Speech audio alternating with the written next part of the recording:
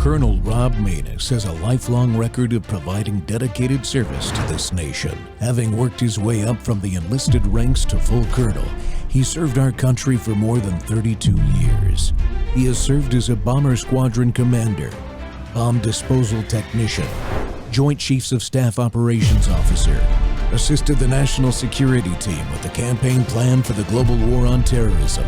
He authored the first theater nuclear war plan and served as the Vice Commander of America's largest airborne intelligence wing. Colonel Rob Maness is a true American hero.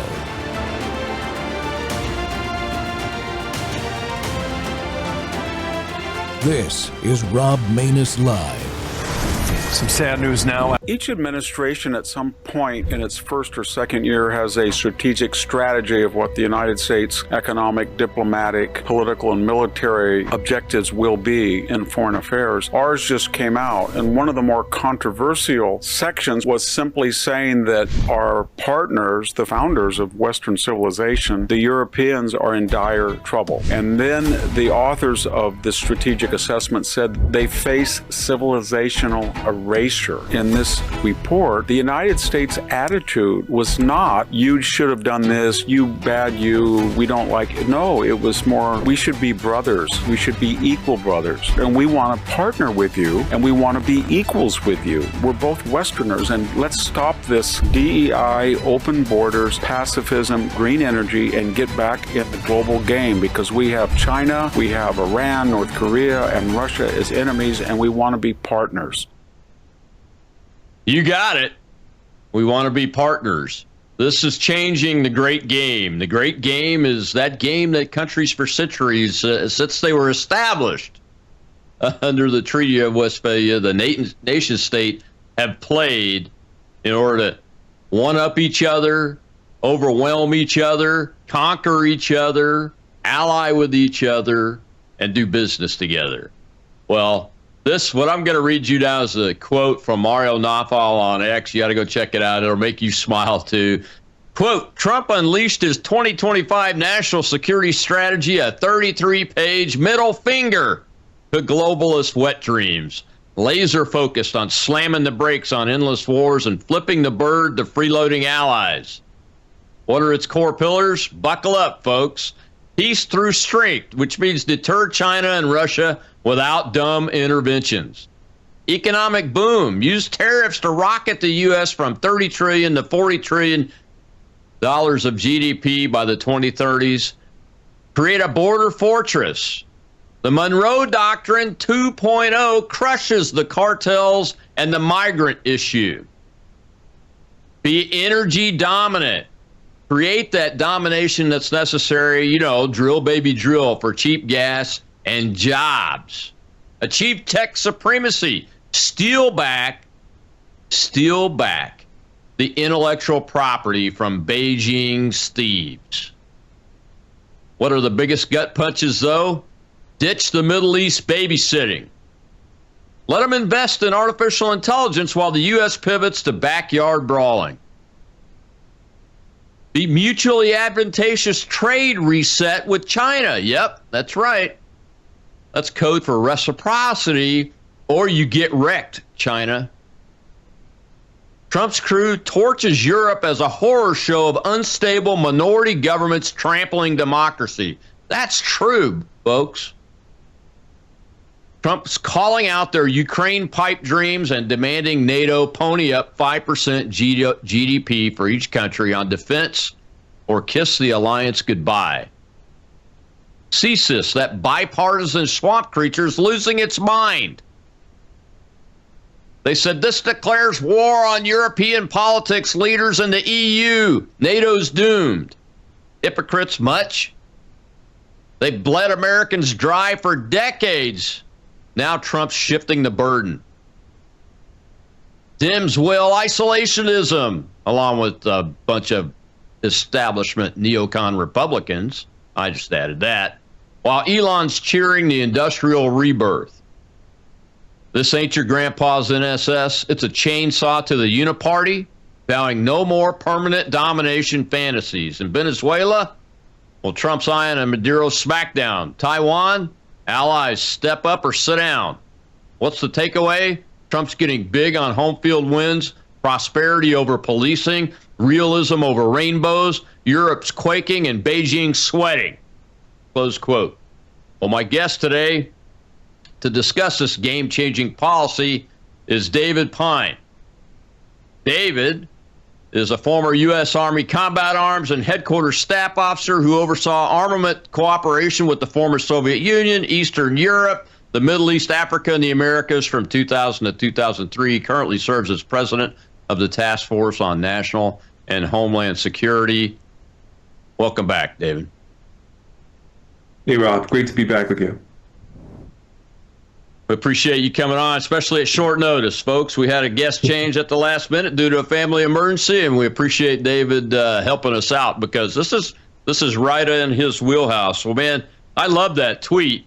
But is it realistic to have the expectations that the national security document actually lays out? It does lay those things out pretty clearly.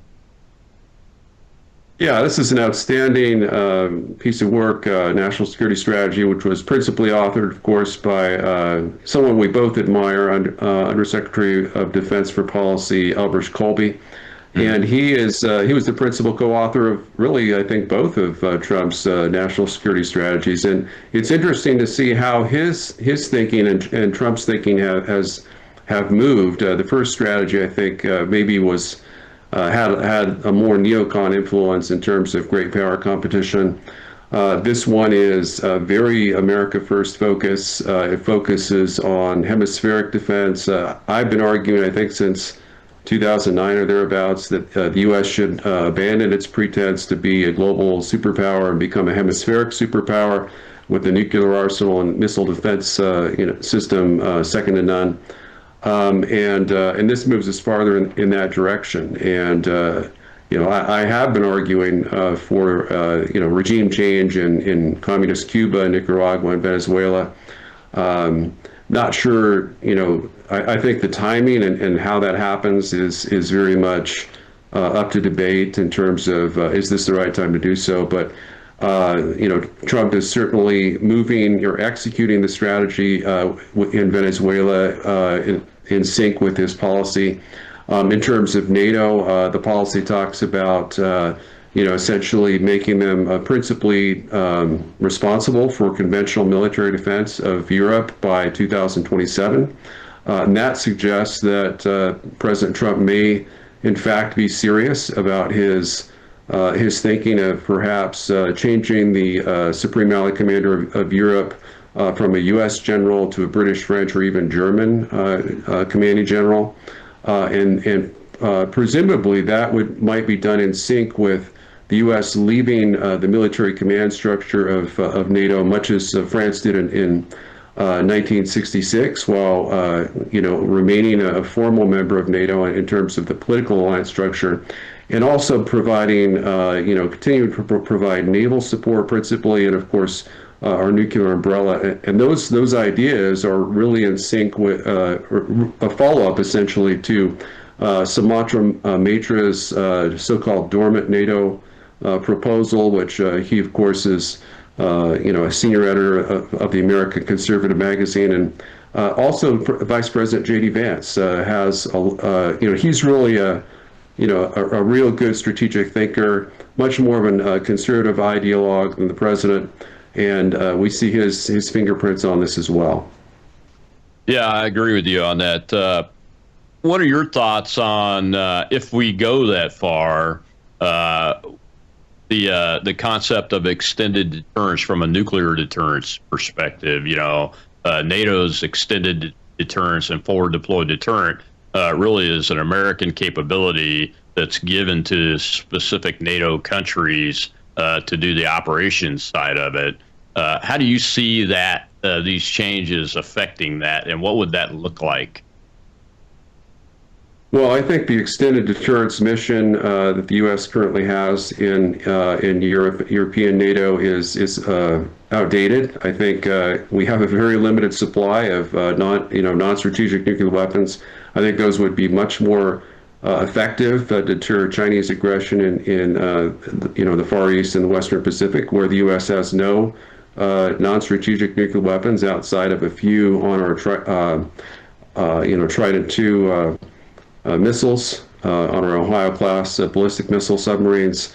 Those are really unusable. If we were to pop off one or two of those, as with the 5 kiloton warhead, the response would be an overwhelming strategic nuclear first strike on the U.S. homeland. And I'm quite confident of that. So, really, it would be far wiser for us to deploy those B-61 gravity bombs, on our aircraft carriers in the Western Pacific on a permanent basis.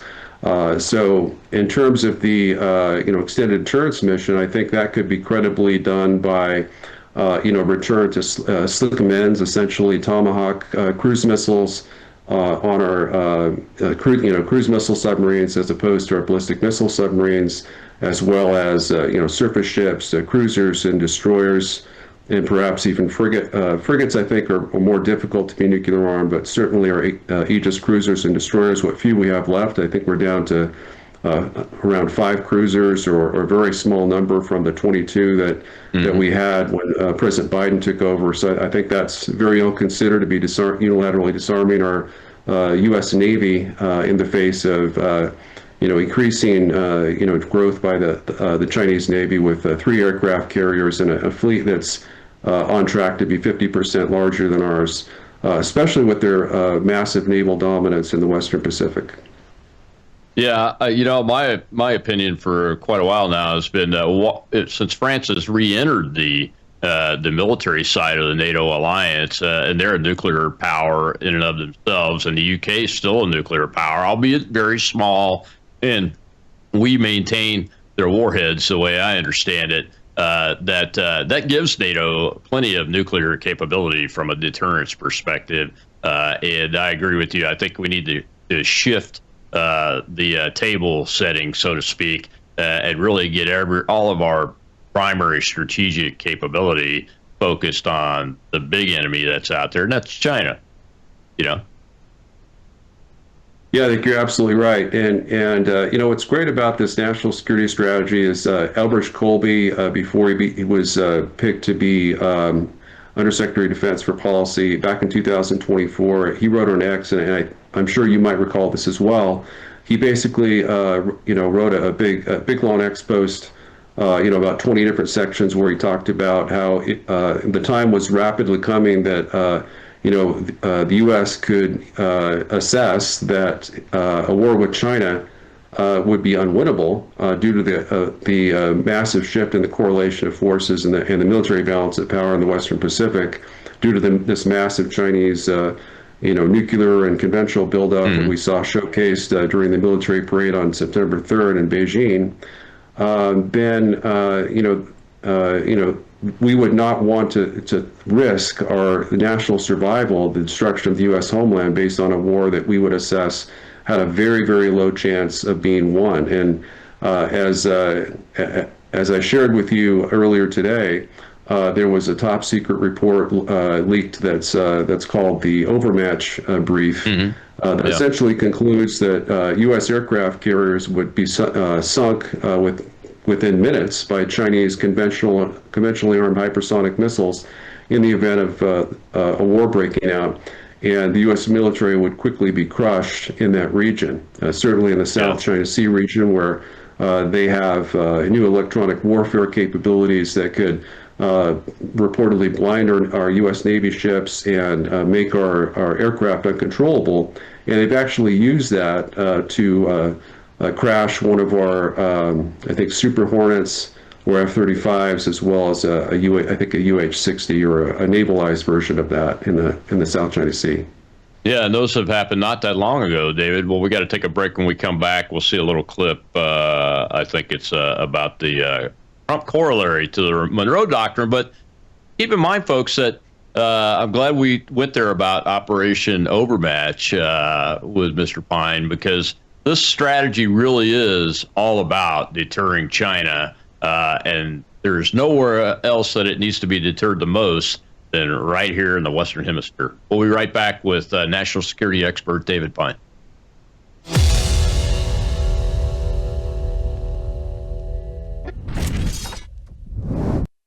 Do you appreciate all the free programming we produce here at Worldview Tube?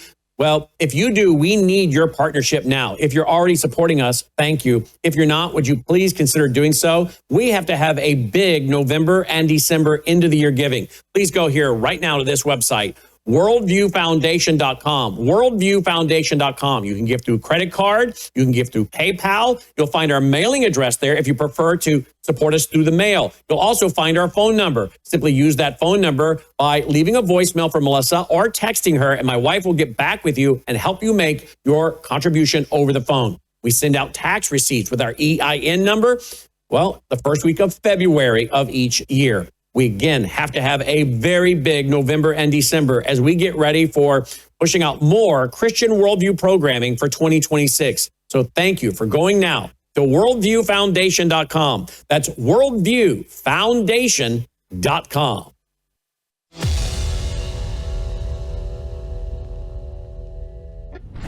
Oh, they're not capable of it. Fortunately, President Trump is, and he just released the new national security strategy for 2025. And for the Western Hemisphere, he's added the Trump corollary to the Monroe Doctrine, which says our enemies will suffer and our friends will prosper. So Venezuela is really the first instance where this doctrine and corollary are being put into play.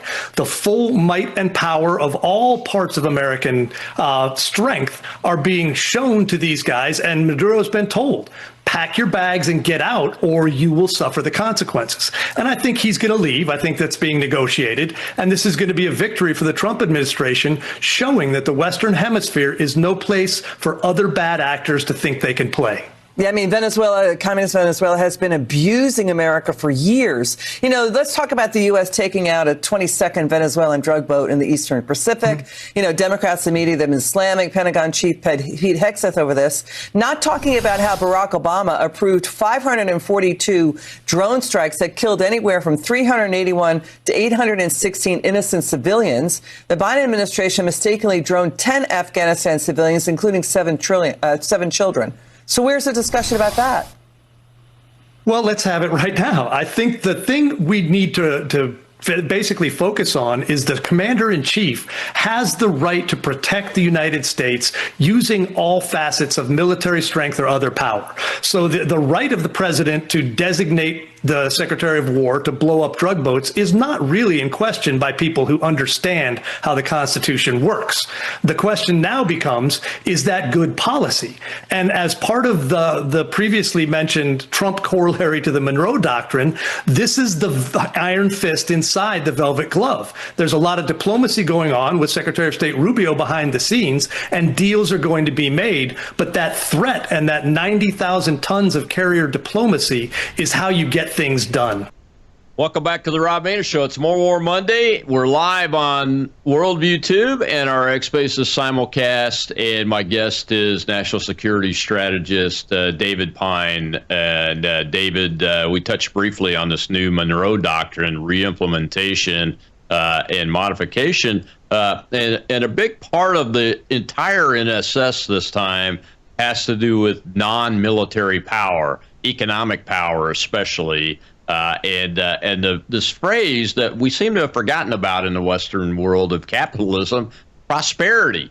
Prosperity overtakes the desire to go to war with each other, or it should, and I think that's where this president is taking the country and our allies to as we rebuild our strength to deter China and get control of our own backyard again, like we used to have, and keep those players like China, Iran, Russia from gaining power and establishing a foothold in the Western Hemisphere. Am I right? Yeah, you're absolutely right. What makes this national security strategy so revolutionary is it returns to the Cold War, clear-eyed Cold War realism of the Reagan administration. This is a policy of peace through strength that does emphasize not only military strength but also diplomacy. And I've been saying that diplomacy really is a force multiplier in a world where the U.S. is overmatched by the Sino-Russian alliance in terms of strategic nuclear weapons, theater nuclear weapons, conventional military forces, with China having the largest army, navy, air force, Coast Guard, ballistic missile, nuclear-capable ballistic missile forces.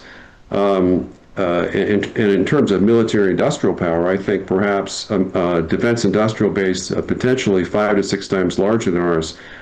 You have to use diplomacy to negotiate your way out of potential, existential threats in terms of direct wars with Russia or China over Ukraine or Taiwan. And so I think, despite the I think that the fact that this national security strategy does not describe China as an enemy or an adversary, it talks about China as a mere economic competitor that we need to deter in the Pacific.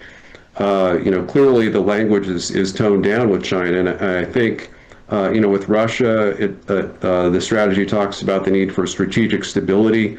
We know there's trillion-dollar deals that are being planned, or multi-trillion-dollar deals being planned in terms of energy and rare earth cooperation between the U.S. and Russia once the Ukraine war is settled, and it's far from being settled, unfortunately, due to the fact that the Trump administration is refusing to negotiate directly with Russia and is instead wasting time with negotiating provisions with Ukraine and our EU partners. But with regards to China, the focus is, mutually beneficial trade, reciprocal trade deals, cooperation, not in terms of economic, but in terms of potentially resolving conflicts through diplomacy, likely including the Taiwan issue. I think the issuance of this strategy, which both Russia and China have praised, China is saying that this is the most favorable national security strategy that's been published since the 2010 Obama document that talked about seeking partnerships with Russia and China. It's not so much that it's favorable to our adversaries; it's favorable to America first. It puts our national security interest, which is the most fundamental, and it spells this out that it's America's national survival is our fundamental national security interest. It's not fighting, forever wars. It's not, pretending that the entire world, with the exception of the Sino-Russian alliance, is a gigantic U.S. sphere of influence that torpedoes, abandons, our previous strategy of global hegemony that was active right through the end of the Biden administration, replaces it with what it refers to as flexible realism. So I think it's a very positive change. I think it's one that's likely to help us avert World War III. My main concern is, will the Trump administration actually execute it to it? Certainly, they're doing so with regards to Venezuela, but in terms of ending the war in Ukraine, I think we're very far from seeing that happen. Yeah, I mean, why do you think? I don't know that it's the president himself that's allowing this, because the team around him thinks the way this document is written, and I know, and I've observed him for a while and listened to him, that it's written the way he thinks too, about how America should be in the world with our allies and our adversaries, which is really one of the adversaries should have in their minds that they don't want to take the risk to attack us. Or our vital national interest, or kill Americans and those kind of things, because our response will be overwhelming, which I think this president has demonstrated that, all the way back to the Soleimani attack, where he killed the IRGC commander in Iraq while he was visiting there. I mean, he's proven that the devastating responses will occur if you attack us or if you threaten us in an unwarranted way, especially. But he also works with the economic side of the power very effectively. The Abraham Accords, I think, is a good example of that. But we still have this situation where the United States is being told that we have to care where the line of the border between Ukraine and Russia is. It's not a vital interest. Barack Obama even. Yeah, So what's the holdup? Well, it's absurd. You're absolutely right. President Trump has made crystal clear to Zelensky that he wants Zelensky to accept the Russian demand that to withdraw Ukrainian forces from the remainder of the Donbass region, just 20% of Donetsk Oblast, which is I think about 11% of the total Donbass region. It's about 1% of Ukraine's internationally recognized territory. Now, granted, it is considered a vital region in terms of their fortified defensive belt. But really, if Russia wanted to, let's just be frank here. At the onset of the war, within days or a few weeks, Russia, a massive Russian armored blitzkrieg took over 27% of Ukraine's territory, much more than they have today, and surrounded Kyiv from two different sides within, getting to within 5 miles of the city border, city limits, with the day after the invasion began, and 2 miles before they were withdrawn on the orders of President Putin, who believed that the signing of the Istanbul Agreement was imminent, in which Russia had committed to withdraw all of its troops from pre-war Ukraine in exchange for Ukrainian permanent neutrality outside of NATO and a large-scale partial demilitarization. So currently the balance of forces, and this is something that's not discussed almost on any other program, is that the current balance of forces is what General Syrski stated, that Russia has 3 times more troops in Ukraine than Ukraine has active duty troops deployed today. So that was stated back in early September. By my estimates, Russia now has about 690,000 troops, whereas Ukraine is likely down to about 185,000 troops. So as you see, and that's about 3.7 times more troops in terms of a force disparity. So, if Russia wanted to, they could just send about 200,000 troops to Belarus, invade again Kyiv Oblast, and surround Kyiv, and Zelensky would be forced to surrender conditionally, and he would likely flee the country. So, it's a testament to President Vladimir Putin of Russia's strategic forbearance that for whatever reason he's chosen not to do that. Because if the situation were reversed and the U.S. were prosecuting the war, we would have done that. We wouldn't have withdrawn our troops at the onset of the war. We would have kept our troops surrounding the capital until the enemy had surrendered, and then we would have pulled our troops out and with our mission accomplished and our conditions being met. So it's strange to me that Putin has had the ability to force Ukraine's surrender and could have done so in April of 2022.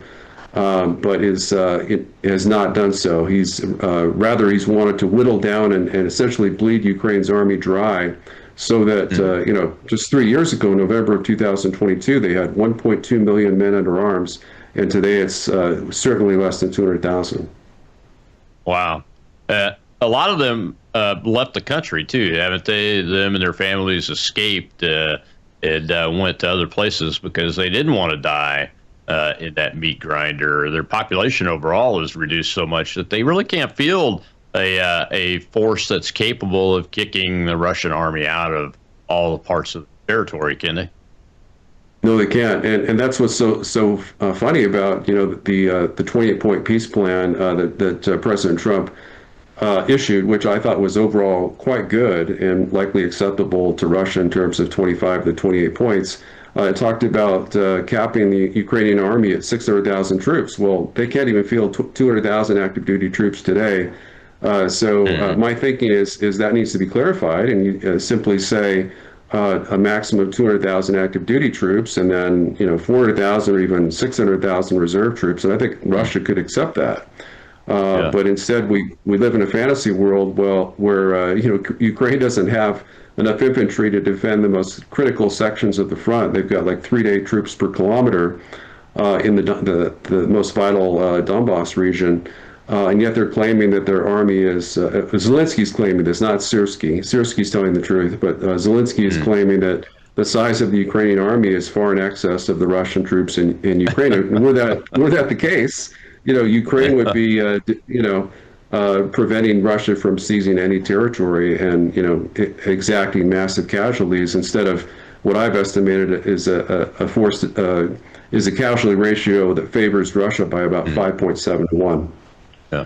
We got to take another break. When we come back, we'll see a little clip diving deeper into this European and NATO issue and bring in the Islamization of Europe and the United Kingdom as part of the building threat that we need to be paying attention to. We'll be right back with David Pine.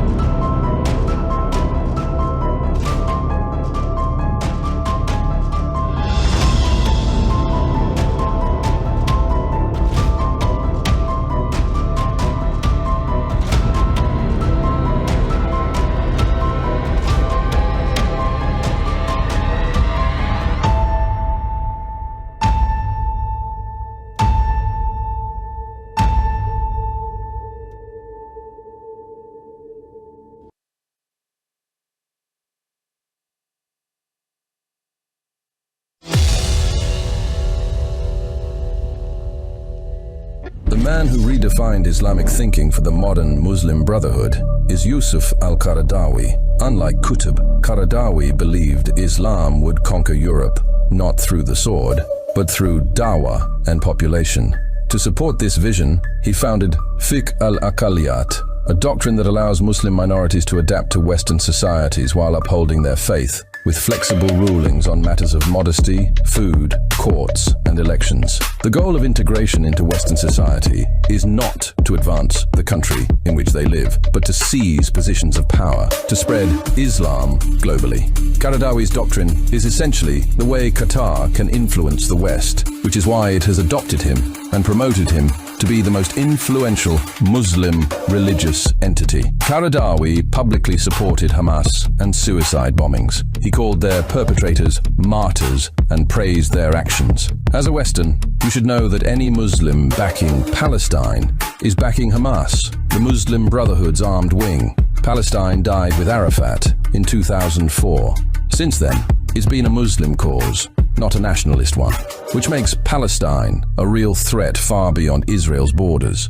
That's why Jordan banned the Brotherhood after October 7th, and Egypt built huge fences around Gaza. They know who they're dealing with. Meanwhile, in New York, there's a mayoral candidate who operates on Qaradawi's method of full integration, even with values contrary to Islam, but for the sake of Islam.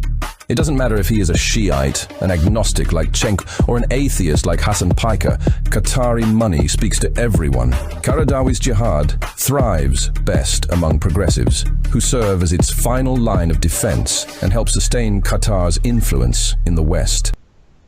Welcome back to the Rob Maness Show. It's More War Monday, and my guest today is David Pine, and we're talking about the new national security strategy, which takes a unique look at Europe and NATO. And that little film right there, considering the attacks that have been ongoing by Islamists around the world now, including here in this country, and the planned attacks that might have been disrupted here in Los Angeles just yesterday, where they arrested several jihadi operatives that were planning bombing attacks on New Year's Eve and New Year's Day across the city.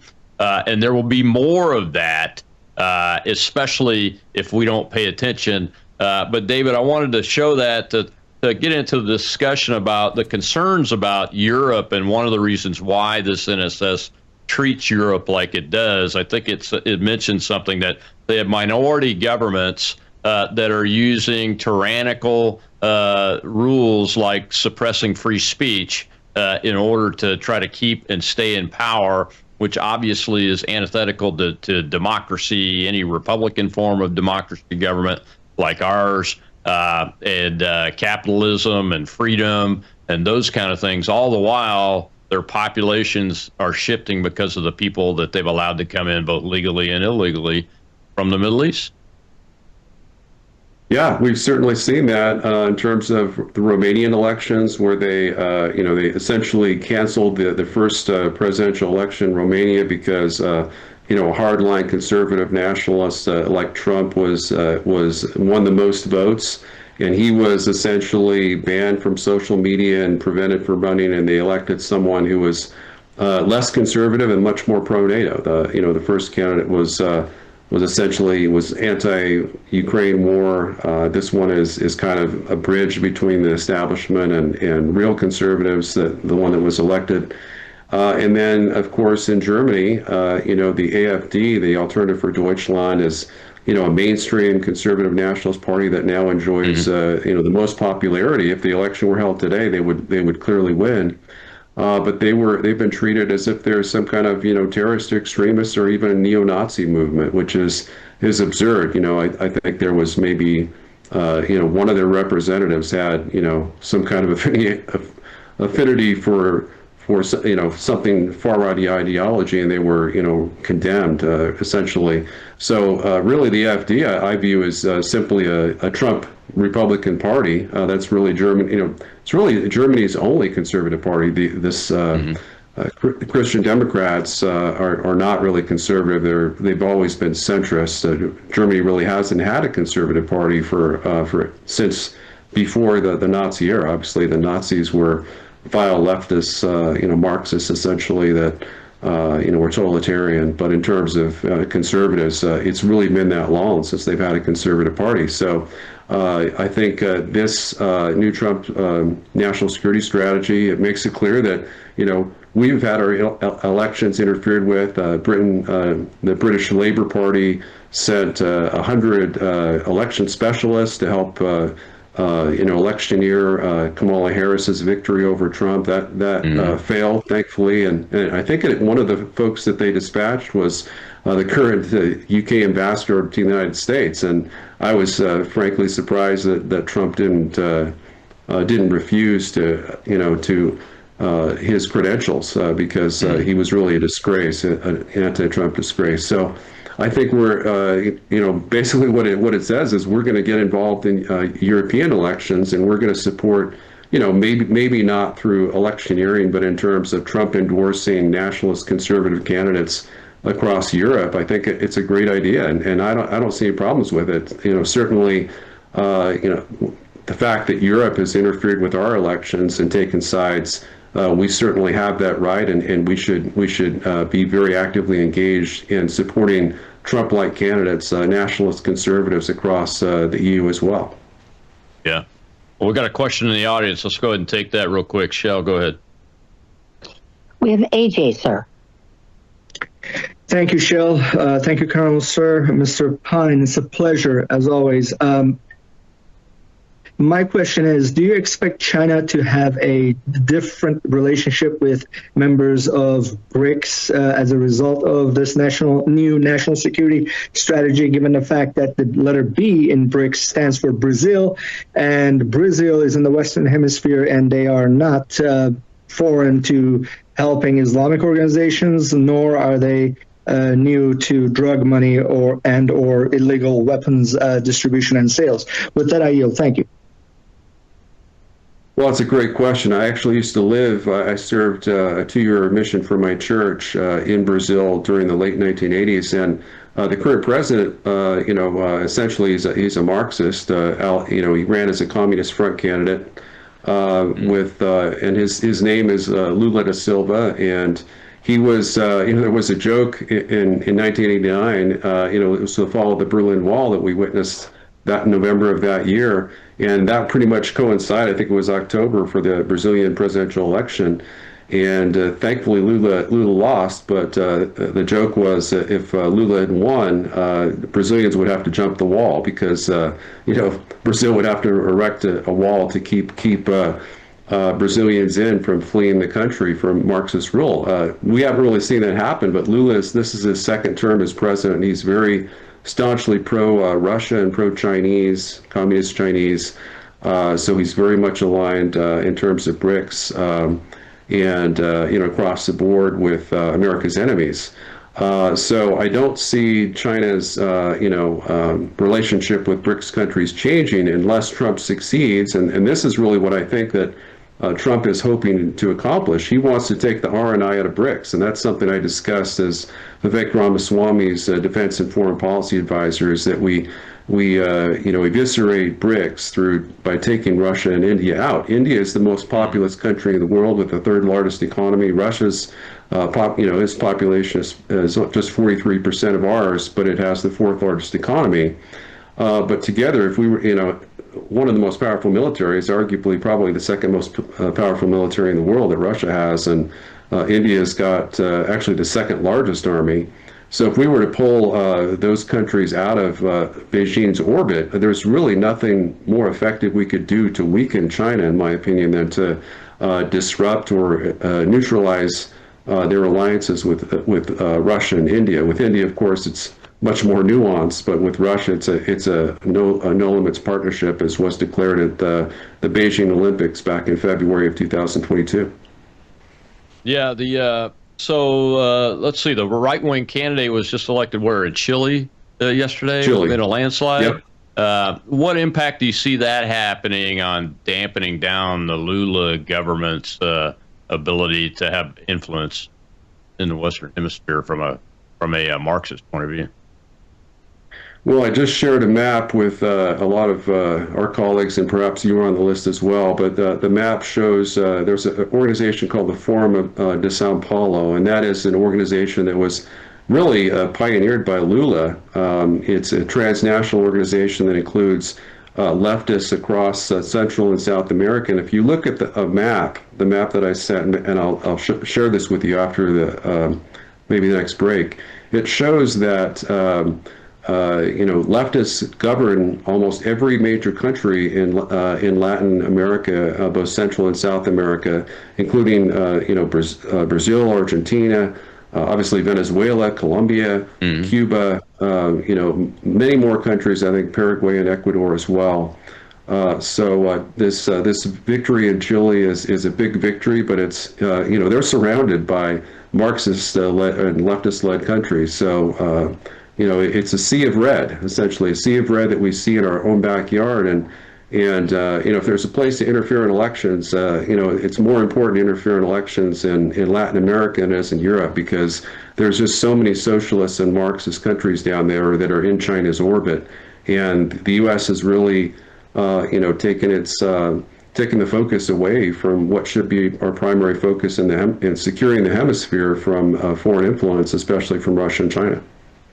Oh, yeah, and everybody should know by now that the digital voting machines that are all over the place in this hemisphere have Chinese coding, Chinese parts, and it's been proven that the Chinese coding can be manipulated through the Connect case out on the west coast of the United States here. So lots of room for improvement in the Western Hemisphere. We got to take our last break. When we come back, we'll see a little clip from Brent Sadler, who's a maritime expert, Navy, U.S. Navy. I want to shift this discussion to China itself, deterring them, what capability we need to have that we don't have. And the primary one really is a Navy big enough to control the logistics and fight the war if we ever had to, God forbid, go to a global war with China beyond just the Pacific Rim. We'll be right back.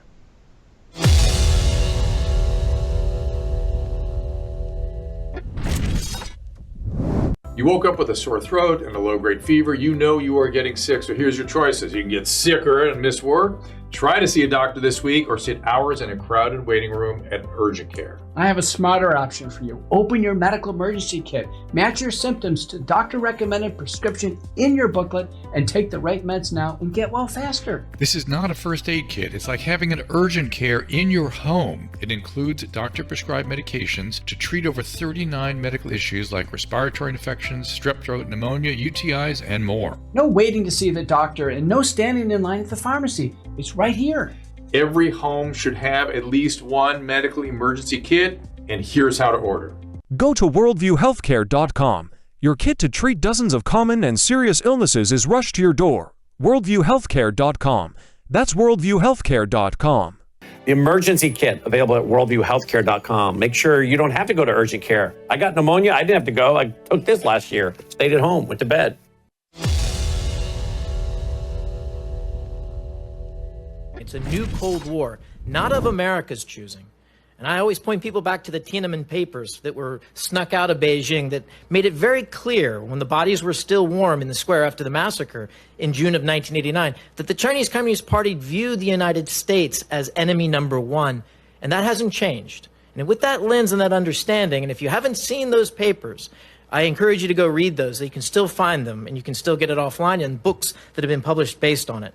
You have to reorganize for task. I'll talk a little bit more. There's a whole section of the new book that talks about this. A new National Security Council, very slim and to purpose about executing rather than managing the interagency.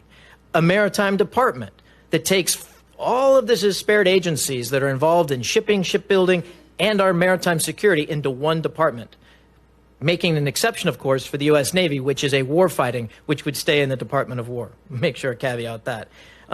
And then also reorganizing the Navy. One centered on fleets, one that makes sense based on the nature of the maritimes, the shipping routes, the cultures that are connected in places like the Indian Ocean, which right now has 3 different numbered fleets, 3 different geographic combatant commands. They are not up to the challenges of the day and certainly not to the new Cold War that we are confronting with the Chinese Communist Party.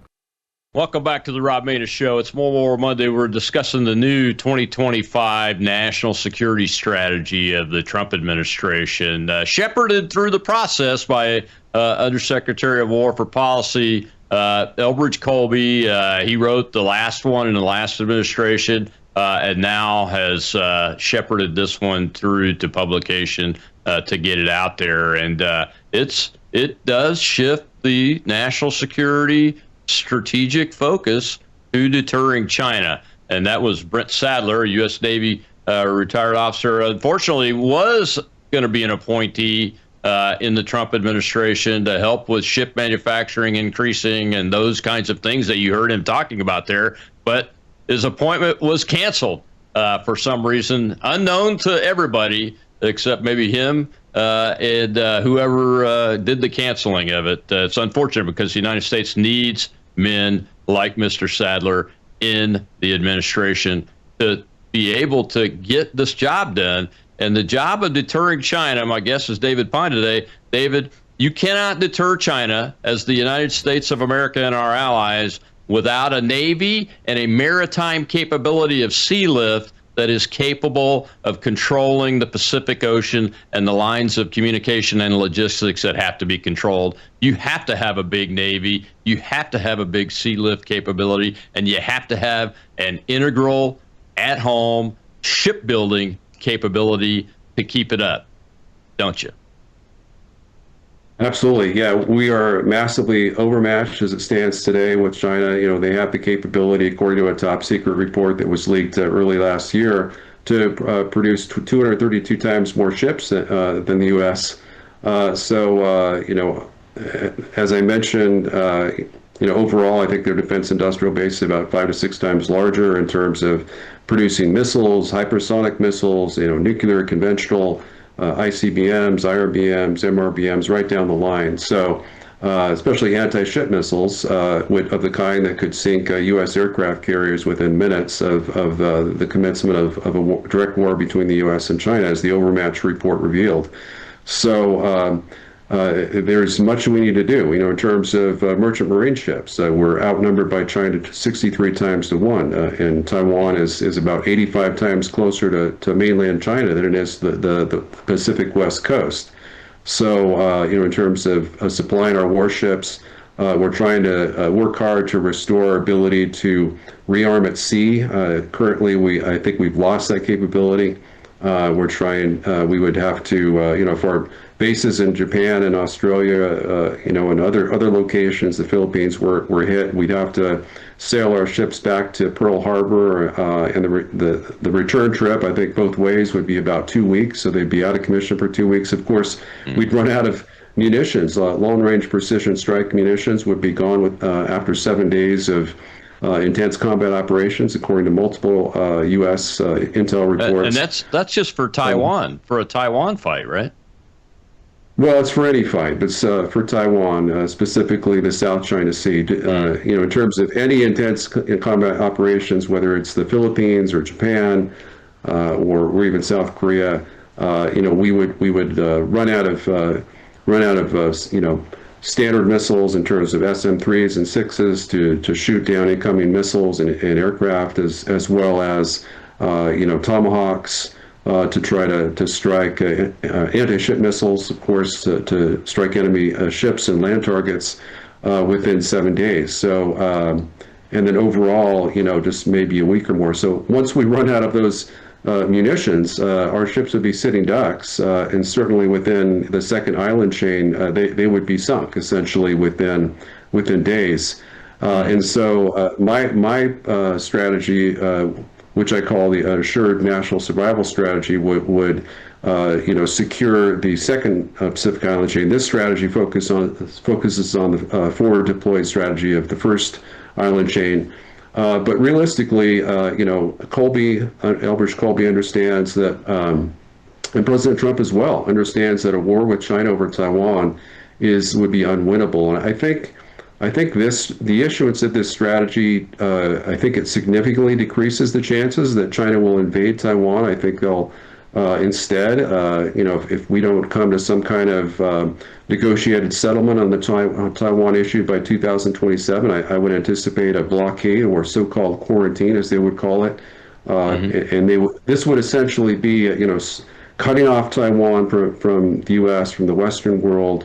Preventing that in terms of a joint air and naval blockade, and then they would issue an ultimatum. The ultimatum would be, this is your last chance for peaceful reunification on Chinese terms, which would be pretty clear annexation outright versus the plan that I've discussed with you on previous shows, which would be a kind of a EU-style confederation agreement, which Taiwan would get to preserve its sovereignty, essentially self-rule, its control of its military. There wouldn't be any Chinese military presence except for one naval base on a peninsula on the far south. So that I think would be much more preferable in terms of the U.S. negotiating something like that, instead of waiting for what I think is an inevitable blockade, which is likely to occur just within the next year or two, which would see Taiwan go completely red. Do you see, there was reporting in the last couple of days that we have released NVIDIA chips to China. And do you see that as kind of complicating the issue and contradictory to this national security strategy? Well, I think it is contradictory because, the interesting part is our NVIDIA chips are high technology to us, but China rejected them. Because they have other sources, and perhaps Taiwan, other more advanced microchip sources, and they don't want to be dependent on the U.S. Wouldn't it have been great if the U.S. had refused Chinese motherboards? According to one of my DHS colleagues within the EMP task force, she worked in the Department of Homeland Security, and she had intel, and this is open source, obviously, that almost every weapon that we have in our military has Chinese motherboards that are potentially hackable to turn off the weapon system, or in some cases even potentially use those weapon systems or reroute them against U.S. targets. So it wouldn't have been great if we had refused any Chinese parts or computers, microchips or motherboards within U.S. weapon systems. So I think China is pursuing a much more wiser strategy to reject NVIDIA chips, the U.S.-made microchips, in terms of their military and even the civilian side than we've done. But I disagreed vehemently with Trump's decision to sell those NVIDIA microchips to China, because I think it has the potential, dual-use military applications to strengthen their military. Yeah, it certainly surprises me. The only thing I can think of is that I just am not smart enough to see where he's going with that, I guess. But I've been observing him for a long time, and it's not making sense yet. We'll keep an eye on that. So go through this overmatch brief before we get to the end of the show and just lay it out for folks and then match it up to what you're seeing with things like chip manufacturing and technology increases and intellectual property recapture or re-stealing it. Those kind of things, the things that need to be done to overcome the overmatch that this briefing exposes. Yeah, the overmatch briefing, we really don't have the full brief, so it's just kind of a top level, analysis that we received from multiple sources. The UK Telegraph, the Daily Mail, and other sources reported on it. But essentially, the overmatch brief appears to be a U.S. intel report, likely published in the first few months, issued to the president in the first few months of the Trump administration, to assess the correlation of forces, of the balance of forces between the U.S. and China, if indeed a direct war with China were to break out. The findings were pretty sobering. Again, determining that we would lose the war essentially within the first few hours of the war, with our carriers potentially being sunk in the first within minutes, and that could mean 30 minutes, it could 60 minutes, but it could also mean 5 or 10 minutes, where any of our carriers in the second island chain would be in range of being sunk by this massive amount of massive arsenal of Chinese conventional and nuclear hypersonic missiles that they showcased at their military parade, in which 76 out of 76 weapon systems showcased, I think about 46 were brand new or first deployed in 2024. So they've showcased a tremendous capability, essentially a U.S. World War II scale capability, where they have completely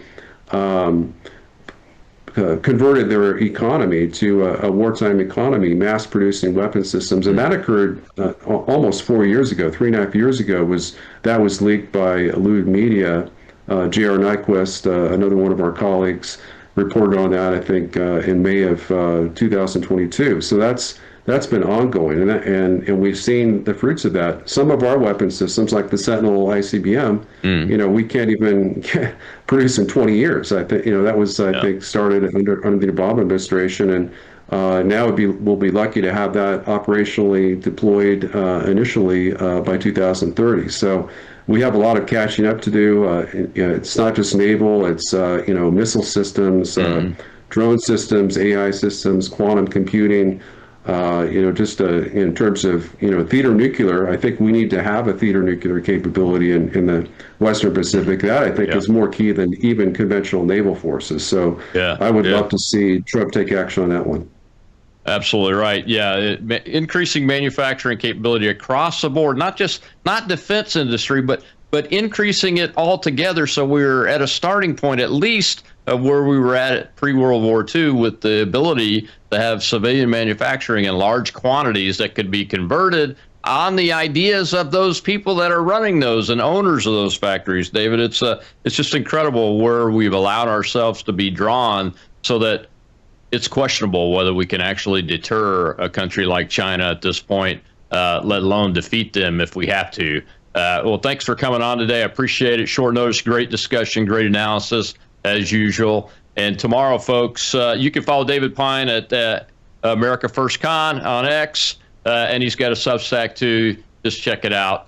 And tomorrow, Todd Wood, CEO of CDM Press. He is a credentialed Pentagon Press Corps reporter now, and his team are working out of there every day. And we're going to get the story about the big media week from Todd and his team tomorrow right here on Worldview Tube.